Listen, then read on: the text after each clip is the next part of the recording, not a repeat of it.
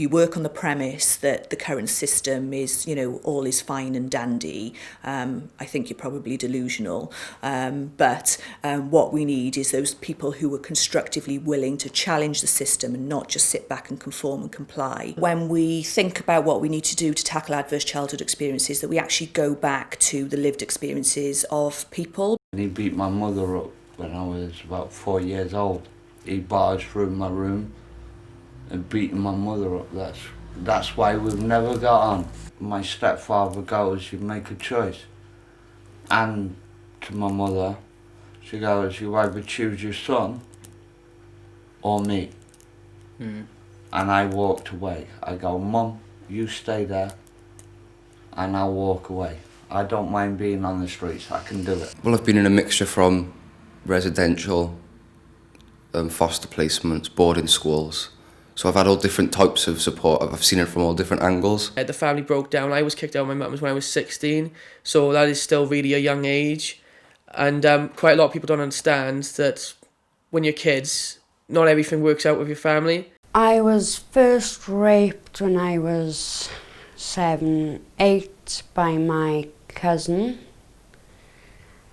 He'd done it multiple times. I was too frightened to say anything because you told me it was something that cousins do. I have an ACEs score of 3, my wife has an ACEs score of 5.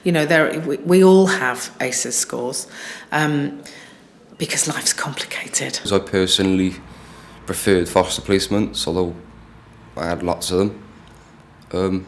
Because I feel it's more of a one-to-one basis then, so it's easier to open up because you feel like you're not talking to different people every day about your life and telling different people the same thing all the time. You've got the same person who is essentially your parent who listen to you and they support you day in and day out. I went through school as well and there was a lot of problems and people didn't realise my issues, what were going on.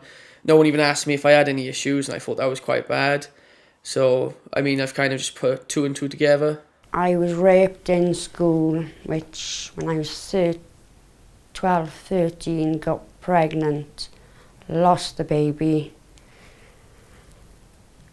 and nothing ever came of that. How well do our teachers and other, key people in a young person's life actually understand adverse childhood experiences, are able to spot that child in terms of, thinking there's something going on here, knowing the sort of support that they need, knowing the sort of interventions that they might make. After about 12, 13, I realised things were my fault when I was younger. But at the same time, I went into care when I was 4. So from 4 till about 12, I spent the majority of my childhood being upset, thinking what happened to me was my fault. And I think getting people to think, what are we doing that's not helping?